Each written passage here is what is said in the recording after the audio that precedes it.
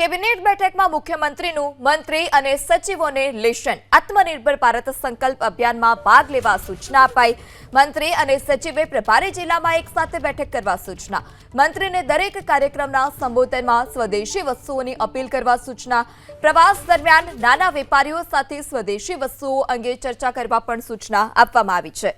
તો કેબિનેટ બેઠકમાં મુખ્યમંત્રીએ મંત્રી અને સચિવોને લેશન આપ્યું છે અને માર્ગદર્શન પણ આપ્યું કે જે પણ સંબોધન હોય, જે પણ કાર્યક્રમ હોય ત્યારે લોકોને સ્વદેશી અપનાવવા માટે અપીલ કરવામાં આવે।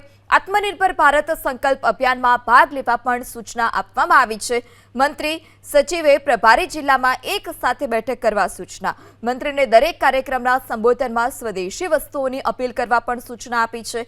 આ સાથે જ પ્રવાસ દરમિયાન નાના વેપારીઓ સાથે પણ સ્વદેશી વસ્તુઓ અંગે ચર્ચા કરવા માટે સૂચના આપવામાં આવી છે। તો કેબિનેટ બેઠકમાં એક બાદ એક અલગ અલગ નિર્ણયો લેવામાં આવ્યા છે। પૂરગ્રસ્ત વિસ્તારને લઈ નિર્ણયો કરવામાં આવ્યા। આ સાથે જ જે અલગ અલગ કામ ચાલી રહ્યા છે તેને લઈ પણ ચર્ચા કરવામાં આવી। ત્યારે આજે ફરી એક વખત મંત્રી અને જે સચિવો છે તેને સૂચના આપી છે। વધુ માહિતી સાથે સંવાદદાતા હિરેન રાજ્યગુરુ જોડાઈ ચૂક્યા છે। જે હિરેન, મુખ્યમંત્રીએ મંત્રી અને સચિવોને કયા માર્ગદર્શન આપ્યા છે, શું વધારે વિગત?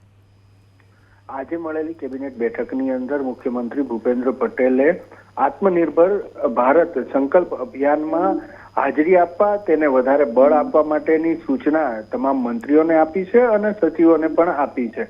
મંત્રી અને સચિવોએ પોતાના પ્રભારી જિલ્લામાં બંને સાથે ઓછામાં ઓછી એક બેઠક કરવી એ પ્રકારેની પણ સૂચના આપવામાં આવી છે।